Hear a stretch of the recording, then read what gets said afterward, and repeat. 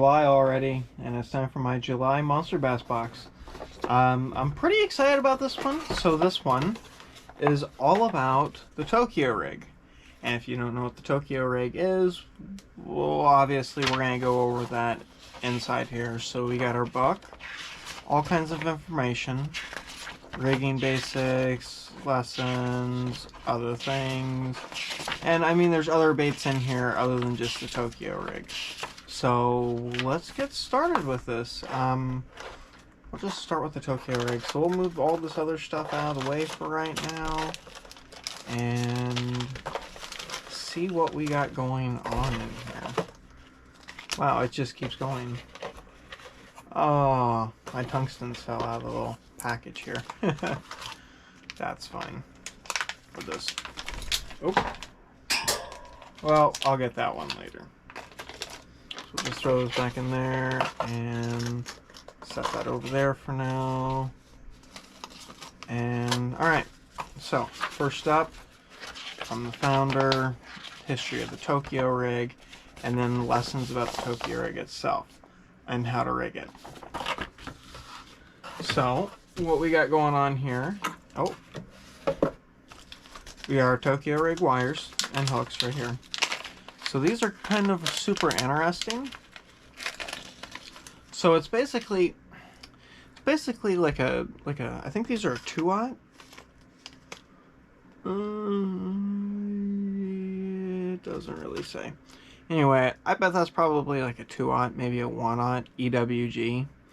And then it's got a split ring going to a barrel swivel, and then it's got this wire. Okay. So how this works is you take... Do I want to try to find the one on the floor? No, we're not going to find the one on the floor right now. I won't make you guys wait for that. So you're going to kind of just think about this almost like a Texas rig, kind of how you want to do this. Except for your bullet weight. So we'll just take, wow, are these 3/8? So what you're going to do is, you got that on there, and you're just going to bend this wire over. And I should have grabbed the pair of pliers. Let me see if I can find a pair of pliers real quick. If I can't find them, I can't find them. Alright, side cutters. See? See? I said that. But, whatever. Take your side cutters. I mean, ideally you're going to want to have, like, your needle nose that you're already have in your bag and whatnot. So you're just going to take this. You're just going to bend it slightly. Slightly more than that. Okay, so the idea is here, now the weight can't come off, okay? That weight is on there. Just bent that over after I put the bullet weight on, pointy side up, so that way when you pull it through cover, ideally it's going to pull through easier. And it's a worm style bullet weight. This one's 3/8 ounce, and it's tungsten, because that's what they sent me. So then you're going to take your bait. Let's see, we got Helicross from Z-Man, black and blue. That's a really good trailer. And then we got this Flappin' Hog from Yamamoto. Let's do the Yamamoto. I'm still gonna open up the cross. Oh wow. Okay. Ooh. Dark green pumpkin with blue pearl. So that's pretty cool. That's sweet. So you're just gonna do this up like you would do a regular Texas rig, or however you preferably hook your plastics. I do mine a little over, so we're gonna find out how much that changes things from the way that I usually do rigging. So you just take it right about there. That's where you want the hook to go through. Pull it through. Now bury that hook a little bit so it's weedless. Yamamoto baits are super soft, but they've got tremendous amount of action. And fish love them. So yeah, there you go. Your Tokyo rig. And so for this, they recommend using A 7.3 to 7.6 medium power fast action bait casting rod, 20-pound fluoro or 50-pound braid, and a super high speed 8.3 to 1 reel. I honestly would probably throw this on my 7.4 medium heavy fast.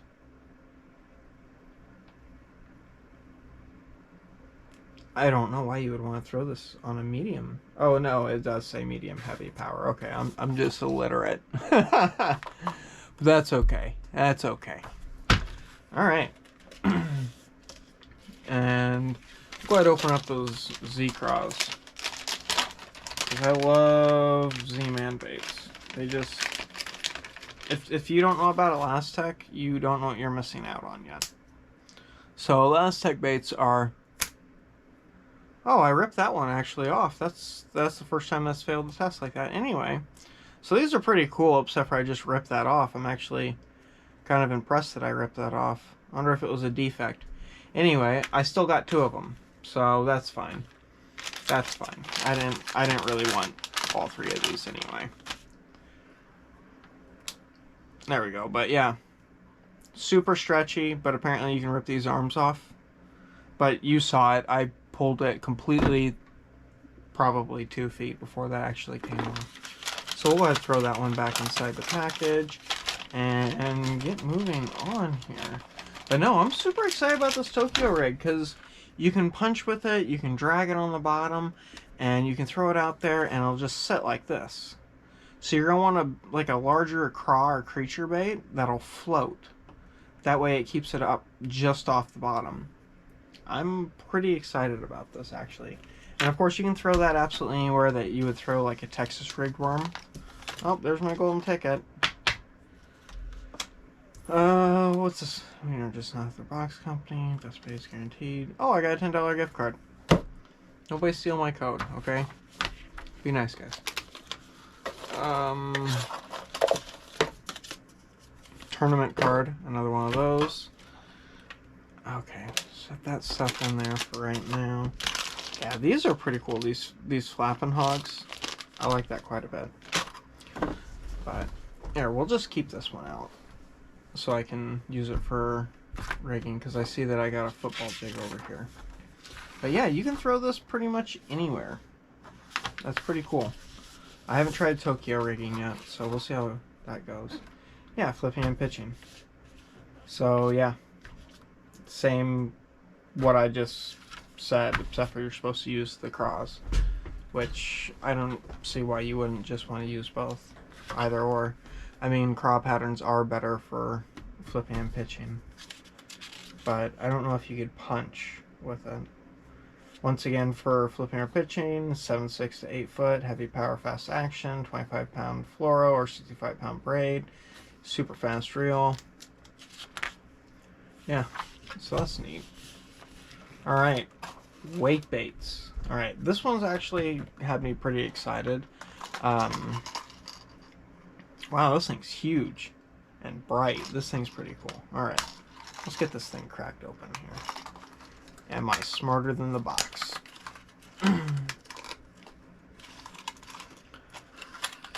Who makes this? Hardcore? Floating? Ghost Pearl Pink Back?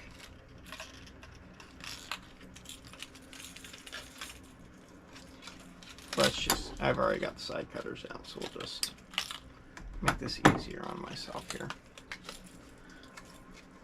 This is an interesting thing, because I've never seen... I don't have any wake baits that are quite like this, with a prop, a feathered tail, and it's got a rattle. That's pretty cool. I like this. I'm going to throw this anyway, because I think this is just cool. I don't think I've ever really got a bait that was bread tied like this all over. But yeah. Let's see if there's any information about this thing. Yep, so there's all the information about this thing. Jointed body with the propeller. And I'm guessing this is Japanese. super neat. Slow retrieve will bring bass from a distance. Space water, ruffled. Rod angle can be critical for a wake bait. Yeah, so when you're using a wake bait, you want to keep your rod tip up so it doesn't dive so low down underneath the water. Sometimes you're going to want to reel it with your rod tip down just to pull this just barely underneath the water. Don't throw it on the table. Yeah, throw it in deep water, wherever. Yeah, the only thing that I would say to be careful of is super grassy areas and obviously mats and stuff like that, and trees. Just keep an eye on your area. This is neat. This is pretty exciting. All right, lesson 3: crash and burn. Thunderhawk A10 square bill. You know, this is my second A10 I've gotten recently, and it makes me kind of happy. Tactical Bassin brought these up like a month ago or so. And I think we all know how to fish a square bill. You just take it, throw it out there, and smash it into absolutely everything you can find. And I've heard a lot of really good things about these A10s. I threw mine for a little while. I didn't find that it got hooked up on things very much, like grass and stuff like that, but I was pretty happy with it. And it's got like more of an EWG style treble hook, which is super neat. I love EWG treble hooks. It just helps you keep the fish that you've already hooked up on hooked up. But yeah, square bills, you got docks, you got logs, you got whatever. Just as long as you're burning it, you can slam this thing into anything. Drag it across the bottom, rocks, docks, wood, whatever. A lot of times I'll pull them through grass just so they can get hung up for a brief moment and I can just rip it free, kind of like I do with chatterbaits. Obviously that doesn't always work out so hot, and I ended up having to go over there and unsnag it. Jig pimpin'. Okay. So I want us to use our flippin' hog on our football jig, which, I mean, I'm totally cool with, except for they sent me a black and blue football jig. This guy is 1/2 ounce. What did I do with that? Yeah, here we go. Alright, you guys are going to have to use your imagination a little bit here. That I actually still have the entire craw. Okay? Just imagine the whole craw. Push that on there. Typical Z-Man fashion. Getting him up over hook keepers. You kind of gotta just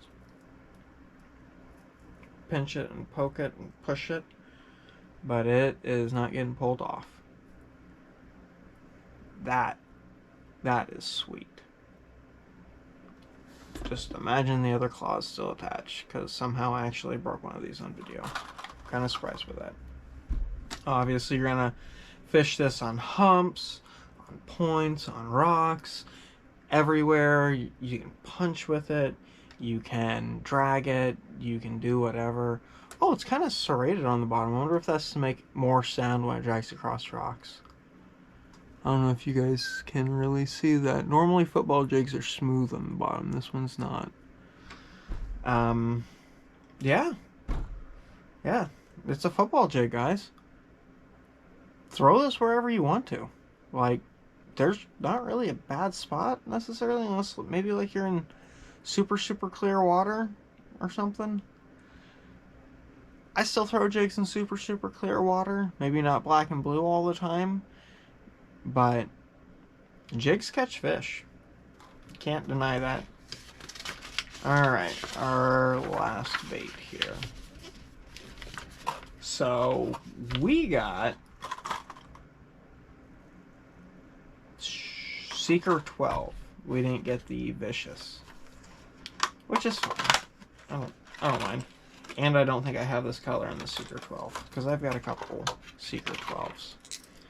So, more of an EWG style hook. You got that red hook up front for, the idea with a red hook up front is to try to convince the bass that it's wounded there and to draw their attention forward.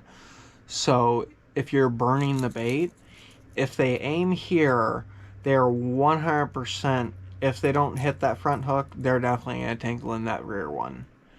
But once again, EWG hooks, not mad about this at all. It says 8-foot glassware composite rod with parabolic bend and slow action tip, 14-pound fluorocarbon, and your typical crank reel, 6.3 to 1. Yeah, you're gonna fish this off of points, brush piles, humps, rocks, docks, trees. Just keep an eye on the depth, because Secret 12, you know that means it is gonna dive down 8 to 12 feet. And it's actually not that heavy. It's only half an ounce. So, no, that's super solid. I'm happy with this. I'm super happy with this whole box. And I think the two things that I'm most excited to throw are the Tokyo rig, because I've never thrown a Tokyo rig before. I've read about them, and I thought about getting the kit, but then I heard that my Monsterbass box was getting the Tokyo rig this month. I was like, oh, I'll just wait.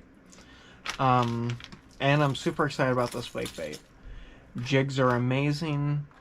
And this the A10 Thunderhawk, it is it's a great square bill. It's a different design, and a lot of guys will complain about like square bills and jerkbaits and stuff, that when they bash them into stuff, they'll break the lips off. With the A10, you can't break it off because it's the whole entire front of the bait.